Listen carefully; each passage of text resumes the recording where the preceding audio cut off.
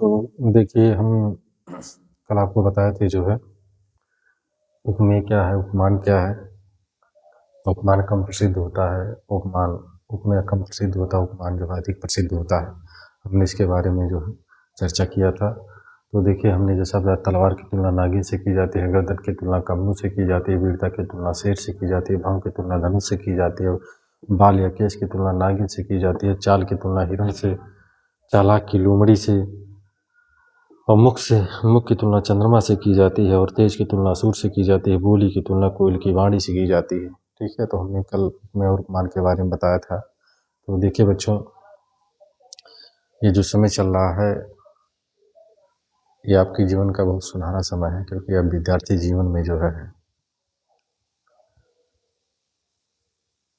आप ये मत सोचिए कि हम गरीब हैं तो हमारे पास संसाधन नहीं है, आने जाने के लिए हमको पॉकेट मनी नहीं मिल रहा है, हम कैसे जो है पढ़ पाएंगे, कैसे हम बड़ी नौकरी ले पाएंगे।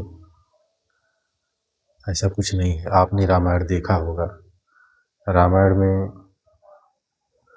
राम रावण के आगे कुछ भी नहीं थे, उनके पैरों में चप्पल नहीं थे, उनका साथ देने वाला कोई नहीं था।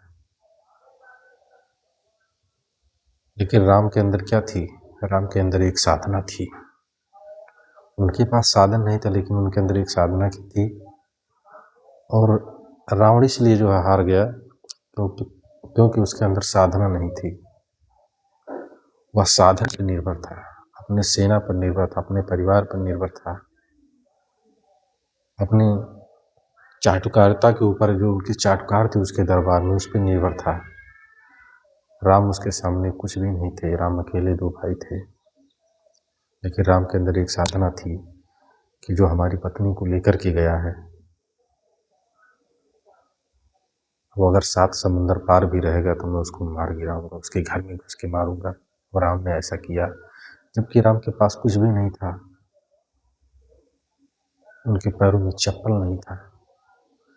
अगर उनके साथ कोई था तो दुख सुख में खड़ा होने के लिए उनका आगे भाई था। रावण के पास सब कुछ था। अगर राम ये सोचते कि हमारे पास रथ नहीं है, हमारे पास घोड़ा गाड़ी नहीं, हमारे पास गोला बारूद नहीं है,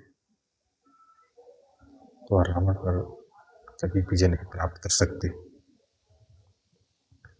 लेकिन मन में साधना थी, और ऐसी प्रबल साधना थी कि कुछ भी हो जाए, लेकिन जो मेरी पत्नी को लेकर के गया है मैं उसे घर में घुस के मारूंगा। और राम ने ऐसा किया भी। तो अगर आपके अंदर साधना है किसी चीज को पाने की, कि हमको डॉक्टर बनना है, इंजीनियर बनना है, IAS PCS बनना है हमको, तो साधन जरूरी नहीं है। आपके अंदर साधना है तो उस चीज को आप प्राप्त कर लेंगे। जो लोग ये सोचते हैं, सुबह जब घर से निकलते हैं सोचते हैं कि हम स्कूल नहीं जाएंगे, आज हमारी साइकिल खराब है, आज हमारी साइकिल जो है पंचर होगी, हमारे पास कलम नहीं है, हमारे पास किताब नहीं है, साइकिल होगी तभी हम जो है स्कूल पे जाएंगे।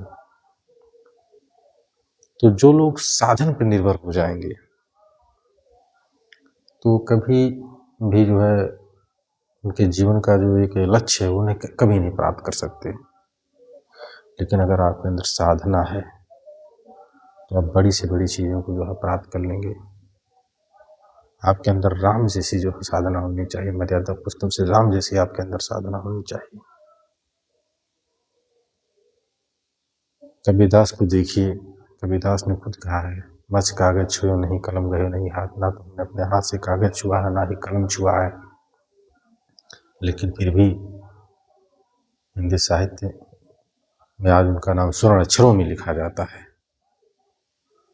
क्यों लिखा जाता है? क्योंकि उनके अंदर साधना थी कि हम कुछ करेंगे। किए भी, अगर किए ना होते तो आज हमारे बीच नहीं है, लेकिन फिर भी जो है हमारे बीच है। तो मेरा आपसे गुजारिश है, मेरा आपसे यही प्रार्थना है कि आप साधन पर निर्भर मत होइए। आपके अंदर साधना होनी चाहिए। अगर आपके अंदर साधना रहेगी तो आप निश्चित ही अपनी सफलता को प्राप्त करेंगे, बुलंदियों की ऊंचाइयों को आप प्राप्त करेंगे। तो आप ऐसा करें, आप स्कूल आइए, शिक्षा ग्रहण करिए। आज नहीं तो कल आएगा, कल नहीं परसों आएगा, क्योंकि एक दोहा आपने पढ़ा होगा, एक दोहा आपने बहुत अच्छी तरह से पढ़ा होगा, जो है करत करत अभ्यास जड़ मत होत सुजान, और असरी आवत जात है सिल पर प्रत निशान। करत करत अभ्यास जड़ मत होत सुजान। जड़ मत मतलब मूर्ख। अगर कोई मूर्ख व्यक्ति है, अगर वह लगातार प्रयास कर रहा है तो वह भी सुजान, तो वह एक अच्छा ज्ञान प्राप्त कर लेगा। एक दिन अभ्यास करते करते जिस तरह से जो पत्थर पर रोज अगर उंगली जो है रगड़ा जाए, घिसा जाए उंगली को, तो उस पत्थर पे भी जो है दरार पड़ जाती है। ठीक उसी तरह